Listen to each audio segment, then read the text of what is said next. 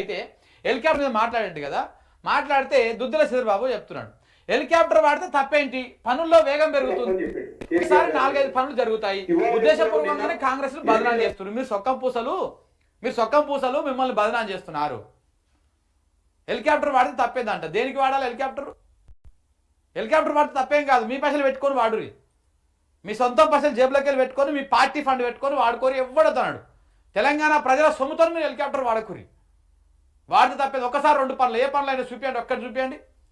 Helicopter వాడి ఇగో ఈ 3 రోజులు చేయాల్సిన పని ఒకటే పూట 1 గంటలో చేసి వచ్చినాం మేము హెలికాప్టర్ వాడడం వల్ల. చెప్పండి ఏ పని? ఏముండదు. వీళ్ళు సోకులు పడతాందుకే ఊగే కార్లు అంతసేపు ఓడి కూర్చుంటారు. రైలు కార్లు అంటేనే సోమవారిపోతులు, గుర్తుపెట్టుకోరు. ఒకరొకరు 3 ముంగలకు ఉండి సోమవారిపోతులు సాయంత్రం కాగానే మంచి సేద తీరడం కోసము జల్దిన పోయి జల్దీ రావాలని చెప్పేసి హెలికాప్టర్లు వాడుతారు. ఒకేటేసారి 4-5 పనులు అవుతున్నాయంట. శ్రీధర్బాబు గారు ఏం చెప్తారో ఏమో అర్థమే కాదు. సీఎం గారు రేవంత్ అనర్హుడు, రాష్ట్ర ప్రతిష్టను దిగజార్చిండు, చేతగాకపోతే రాజీనామా చేయి, కోరుతనంతో దిగజారుడు వ్యాఖ్యలు. హామీలు ఎగ్గొట్టడం కోసమే రేవంత్ దొంగ ఏడుపులు ఏడుస్తున్నాడు. తెలంగాణ సమాజానికి క్షమాపణ చెప్పాలి. మాఫియాల రాష్ట్ర ఆదాయం లూటి చేసి ఢిల్లీకి మూటలు మోస్తున్నారు. సీఎం పదవికి లంచాల కోసము మంత్రులు పోటీ పడి సంపాదించుకుంటారు. రేపు ఆయన దిగిపోతే ముఖ్యమంత్రి ఇవ్వాలనో వాళ్ళందరూ కూడా పోటీ పడుతున్నారట సంపాదించుకోవడం కోసం, పైసలు ఇవ్వడం కోసం. సో ఇది నిన్న జగదీష్ రెడ్డి గారు మాట్లాడింది. ఇక బండన కూడా మాట్లాడాడు. కాంగ్రెస్ దుకాణం బంద్ అయిపోయింది, రేవంత్ వ్యాఖ్యలే అందుకు నిదర్శనం. అందుకే ఆయన దుకాణం బంద్ చేసి మీ దాంట్లోకి వద్దామని చూస్తున్నాడు. మీరు కూడా అదే ఆశిస్తున్నారు కదా. కాంగ్రెస్ దుకాణం బంద్ చేస్తాడు, మీ దాంట్లోకి వస్తాడు. చూడండి, సీఎం చెప్పినవన్నీ పచ్చి అబద్ధాలు, ఉద్యోగులకు అధైర్యం నింపేలా వ్యాఖ్యలు, రాష్ట్రం దివాలా తీసిందంటూ మాట్లాడిండు. రేవంత్ వ్యాఖ్యలతో రాష్ట్రం పరువు పోయింది, సర్కారు నడపలేమని కాంగ్రెస్ చేతులెత్తేసింది. కేంద్ర మంత్రి బండి సంజయ్ కౌంటర్ కూడా నిన్న మాట్లాడు. మొన్ననే ఏం మాట్లాడిండు? మనం జోడెడ్డ లెక్క పనిచేయాలి, నాకు నువ్వు ఇచ్చుకోవాలి, నీకు నేను పుచ్చుకోవాలి, కాబట్టి మన ఇద్దరం పంచాయతీ పెట్టుకోవద్దు, మంచిగా కలిసి పనిచేద్దామని చెప్పారు. ఇప్పుడేం చెప్తున్నారు? కాంగ్రెస్ దుకాణం బంద్ అయిపోయింది, రేవంత్ రెడ్డి మొత్తం దాన్ని ఆగం చేస్తానని చెప్తున్నాడు. ఒక మాట మీద ఉండవు అనే పాయింట్ అన్న. ఒకరోజు దోస్త్ అంటావు, ఒకరోజు దుష్మన్ అంటావు.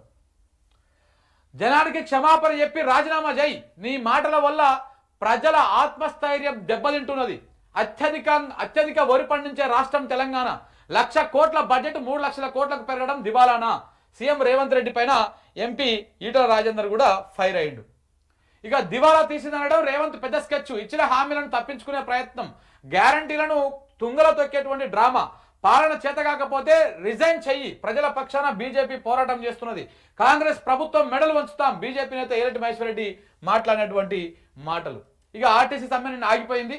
మొత్తానికైతే ఇక కింద వాడో మీద వాడో మరి ఆర్టీసీ వాళ్ళ కాళ్ళు పట్టుకురో ఏళ్ళు పట్టుకురో తెలియదు, కానీ నిన్న మొత్తానికైతే సమ్మెను మాత్రము ఆపి, లేకపోతే ఇవాళ నుంచి ఆర్టీసీ సమ్మె మొదలు కావాల్సి ఉండే. పొన్నం ప్రభాకర్ గారు బాగానే కృషి చేసినట్టున్నారు బలంగా. ఆ ఆర్టీసీ కార్మికులను పిలిచి మరి ఏం చెప్పిర్రో, ఆ ఇచ్చినటువంటి హామీలు ఏవి కూడా బయటికి రాలేదు. మరి ఏం హామీలు ఇచ్చిర్రు, ఎందుకు వాళ్ళు విరమించుకున్నారని తెలియదు, కానీ మొత్తానికైతే సమ్మెను వాళ్ళు ప్రస్తుతానికి వాయిదా వేసుకున్నారు. మాకు నమ్మకం ఉన్నది ప్రభుత్వం మీద, మాకు ఇచ్చిన హామీలు నెరవేరుస్తామని చెప్పారు, అందుకే మేము వాయిదా వేసుకుంటున్నామని చెప్పేసి నిన్న ప్రకటించారు. చూడాలి మరి ఎప్పటిలోపు వాళ్ళు నెరవేరుస్తారు, మళ్ళీ వీళ్ళు ఎప్పుడు సమ్మెకు పోతారు, ఏంది కథ అనేది చూడాల్సినటువంటి అవసరం ఉంది. సబితా నిర్దోషి, అదే ఓబులాపురం మైనింగ్ కేసు ఉన్నది కదా, ఆ కేసులో సబితా ఇంద్రారెడ్డి నిర్దోషిగా ప్రకటించారు. అయితే అందులో ఆయన పేరు ఏం పేరు, గాలి జనార్దన్ రెడ్డి, ఆయనకు 7 సంవత్సరాల జైలు శిక్ష వేసారు. దానికి సంబంధించినటువంటి వార్త ఇందులో బాగా ప్రధానంగా కవర్ చేశారు.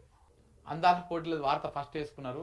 లోగో కూడా దిబ్బకపోయినా అందాల భావాన్ని మొత్తం పైన పెట్టి లోగో కింద అయిపోయినావు ఆంధ్రజ్యోతి. గాలికి 7 ఏళ్ల జైలు, ఓబులాపురం గనుల అక్రమ తవ్వకాల్లో గాలి జనార్దన్ రెడ్డి దోషే, 14 ఏళ్ల విచారణ తర్వాత సిబిఐ న్యాయస్థానం తీర్పు. మరో 3 ఆయనతో పాటు 7 ఏళ్ల కారాగారం. నిర్దోషులుగా సబితా ఇంద్రారెడ్డి, మాజీ ఐఏఎస్ కృపానందం. తన ప్రజాసేవను గుర్తించి తన వయస్సును పరిగణలోకి తీసుకొని శిక్ష తగ్గించాలని జడ్జిని అభ్యర్థించిన గాలి. ఆరోపణలు రుజువయ్యాయి, మీకు యావజ్జీవం ఎందుకు విధించవద్దు అని ప్రశ్నించిన న్యాయవాది. తీర్పు వెలువడగానే చెంచల్గూడ జైలుకు గాలి తరలింపు. వెళ్ళిపోయిందా? చెంచల్గూడ జైలుకి వెళ్ళిపోయిందా? జైలు శిక్ష నేపథ్యంలో గాలి ఎమ్మెల్యే పదవి కూడా పోతుంది. ఓబులాపురంతో అప్పట్లోనే ఖజానాకు 884 కోట్ల నష్టం జరిగిందంట. గాలిని పట్టుకునే మారు వేషాల్లో వెళ్ళాం, అక్రమ మైనింగ్ నిరూపించేందుకు శాటిలైట్ చిత్రాలు తెప్పించాం. అక్రమ గనుల తవ్వకాలు జరిపే వారికి ఈ తీర్పు ఒక గుణపాఠం. నాటి సిబిఐ జాయింట్ డైరెక్టర్ లక్ష్మీనారాయణ వెల్లడి. మొత్తానికైతే లక్ష్మీనారాయణ ఈ కేసును ఛేదించేసినట్టు. వైఎస్ అండతోనే గనుల మాఫియాగా ఫైనాన్స్ చిట్ ఫండ్లతో ప్రారంభమైన గనుల వ్యాపారాన్ని శాసించే స్థాయికి పోయిండు.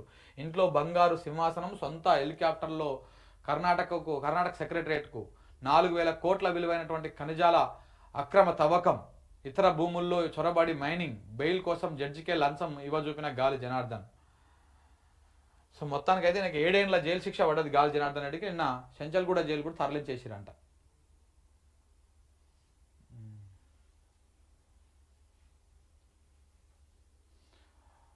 50 ఏండ్ల అవసరాలకు తగినట్టుగా అలైన్మెంట్లు అంట. త్రిబుల్ ఆర్ దక్షిణ భాగానికి తగిన జాగ్రత్తలు తీసుకోవాలి. రేడియల్ రోడ్ల పనుల ప్రక్రియను వేగవంతం చేయాలి. శాటిలైట్ టౌన్షిప్లు, పారిశ్రామిక పార్కుల ఏర్పాటుకు అనుగుణంగా రేడియల్ రోడ్లు ఉండాలి. ట్రాఫిక్ సిగ్నల్ లేకుండా రోడ్డు దాటే ఏర్పాట్లు ఉండాలి. R&B శాఖ సమీక్షలో ముఖ్యమంత్రి రేవంత్ రెడ్డి కాంగ్రెస్ను వదిలేది లేదు, హామీలు అమలు చేసినాక వదిలిపెట్టమని చెప్పి సంజయ్ మాట్లాడింది. 1,00,000 కోట్ల బడ్జెట్ 3 లక్షల కోట్ల పెరిగింది, పాలన చేతగాక పేదల రాష్ట్రం అంటారా అని చెప్పేసి ఈటలేదు. కేటీఆర్ మాట్లాడింది ఇందులో పెట్టలే, మరి ఎడబెట్టిర్రు. అసలు లేదు కేటీఆర్ ప్రెస్ మీటే లేదు. ఇలా ఎవరిని పేపర్ చూసుకో ఎట్లా ఉంది కథ.